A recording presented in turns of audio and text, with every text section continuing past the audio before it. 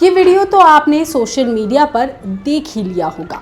एक जंगल है जहाँ के पेड़ बुलडोजर से काटे जा रहे हैं और पीछे मोर की आवाज आ रही है।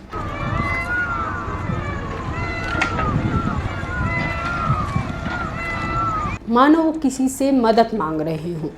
ये वीडियो तेलंगाना के कंचा गच्चीबावली जंगल का है, जो कि 400 एकड़ में फैला हुआ है और हैदराबाद यूनिवर्सिटी से सटा हुआ है। जंगल की कटाई पर पिछले कुछ दिनों से यूनिवर्सिटी के स्टूडेंट प्रोटेस्ट कर रहे हैं, जिस पर फिलहाल सुप्रीम कोर्ट ने अगले आदेश तक रोक लगा दी है। लेकिन राज्य सरकार ये जंगल क्यों काट रही है, स्टूडेंट क्या चाहते हैं और इस पर रोक क्यों लगाई गई है, ये पूरा विवाद आखिर है क्या, हम आपको समझाएंगे इस वीडियो में। नमस्कार, मेरा नाम है साक्षी भारद्वाज और आप देख रहे हैं लोकमत हिंदी। हैदराबाद का ये जंगल डियर, मोर, हाथी और इंडियन स्टार टॉर्टोइस जैसे रेयर स्पीशीज के लिए नेचुरल हैबिटेट है। एनवायरमेंटलिस्ट का मानना है कि इस जंगल की कटाई से इन स्पीशीज का जीवन संकट में पड़ सकता है। इस एरिया में 247 पक्षी और जानवरों का घर है, जिनमें कई प्रवासी पक्षी भी शामिल हैं। जंगल की कटाई से इन पक्षियों के घोंसले नष्ट हो सकते हैं। ये सिर्फ एक जंगल ही नहीं, हैदराबाद शहर के लिए हरे फेफड़े के रूप में काम करने वाला एक एरिया है, जो AQI में सुधार करता है, तापमान नियंत्रित करता है।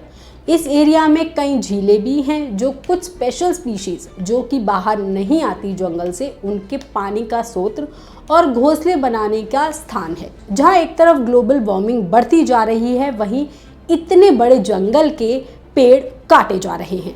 ये जंगल हैदराबाद यूनिवर्सिटी के बहुत पास है। ये जमीन सरकार की है और अब सरकार इसको IT और इंफ्रास्ट्रक्चर डेवलपमेंट प्रोजेक्ट के लिए इस्तेमाल करना चाहती है। लेकिन क्या ये डेवलपमेंट प्रोजेक्ट कहीं और नहीं बन सकता? तो इसका जवाब है कि सरकार इस 400 एकड़ जमीन को IT पार्क के लिए नीलाम करना चाहती है। CM का मानना है कि इस IT पार्क से 50,000 करोड़ का इन्वेस्टमेंट आएगा और 5 लाख नौकरियां पैदा होंगी। इसलिए इस जमीन को क्लियर किया जा रहा है। वहीं स्टूडेंट्स और टीचर जमीन नीलाम करने के विरोध में हैं। उनका कहना है कि इस जमीन पर घना जंगल है, जो करोड़ों जानवरों का घर है। इसके खत्म होने से न सिर्फ यूनिवर्सिटी बल्कि शहर के एनवायरनमेंट पर भी बहुत बुरा असर पड़ेगा। इसी वजह से स्टूडेंट प्रोटेस्ट कर रहे हैं। इस प्रोटेस्ट के दौरान स्टूडेंट की पुलिस से कई बार झड़प भी हो चुकी है, जिसके बाद पुलिस ने लाठीचार्ज भी कर दिया था। दैनिक भास्कर की रिपोर्ट के मुताबिक इस मामले में सुप्रीम कोर्ट ने संज्ञान लिया और पेड़ों की कटाई को अगले आदेश तक के लिए रोक दिया गया है। अब तक आपको कहानी समझ में आ गई होगी, लेकिन सरकार की कहानी का पक्ष कुछ और भी है। जी हाँ, वो भी जरा जान लीजिए। दरअसल ये जमीन हमेशा विवादों में ही रही है। ये सिर्फ 400 एकड़ का जंगल नहीं, बल्कि इसका इतिहास कुछ और भी कहता है। जी हाँ, साल 1974 में केंद्र सरकार ने हैदराबाद यूनिवर्सिटी के लिए 2300 एकड़ जमीन दी थी।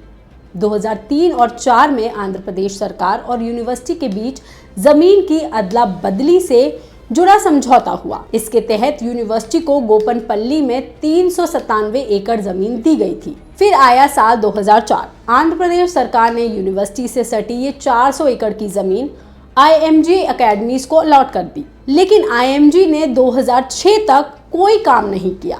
जिस काम के लिए उनको ये जमीन मिली थी, जब वहां पर कोई काम नहीं हुआ तो सरकार ने इसे वापस लेना चाहा, जिसके बाद साल 2006 में ये अलॉटमेंट सरकार ने रद्द कर दिया। मामला हाई कोर्ट और सुप्रीम कोर्ट तक पहुंच गया, लेकिन फैसला सरकार के पक्ष में आया। इसके बाद सरकार ने इस जमीन पर कब्जा ले लिया। 26 जून 2024 को तेलंगाना सरकार ने 400 एकड़ जमीन Telangana state industrialist infrastructure corporation यानी कि TGIIC को दे दी। मार्च 2025 में TGIIC ने जमीन के मालिकाना हक और एरिया के डेवलपमेंट का खाका शेयर किया और इस जमीन पर डेवलपमेंट का काम जल्द से जल्द उन्होंने शुरू भी कर दिया। एक दिन वहां बुलडोजर पहुंच गए और पेड़ काटने लगे, मानो वो पूरा जंगल काटने वाले थे। जिसके बाद यूनिवर्सिटी के स्टूडेंट प्रोटेस्ट पर उतर आए। इसके बाद सोशल मीडिया पर कई वीडियोस भी शेयर हुए, जिसका जिक्र हमने अपनी रिपोर्ट में सबसे पहले किया था। आज तक की रिपोर्ट के मुताबिक सरकार का कहना है कि 19 जुलाई 2024 को एक आधिकारिक सर्वे हुआ जिसमें यूनिवर्सिटी और सरकारी अधिकारियों भी मौजूद थे और इसमें तय हुआ कि ये जमीन सरकारी है।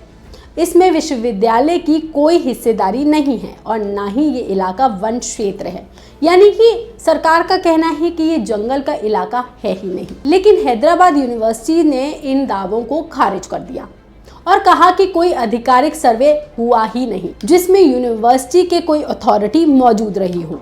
जुलाई में केवल प्रारंभिक निरीक्षण हुआ था, इसे आधिकारिक सर्वे नहीं कहा जा सकता। यूनिवर्सिटी ने कभी इस जमीन के सीमांकन को अपनाया ही नहीं है और ना ही सरकार के पास कोई ठोस सबूत है कि ये जमीन पूरी तरह से उन्हीं की है।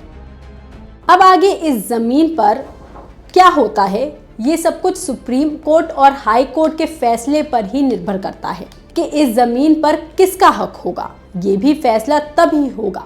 लेकिन जमीन किसी की भी हो, मगर इन बेजुबान जानवरों का क्या होगा, ये सबसे बड़ा सवाल है।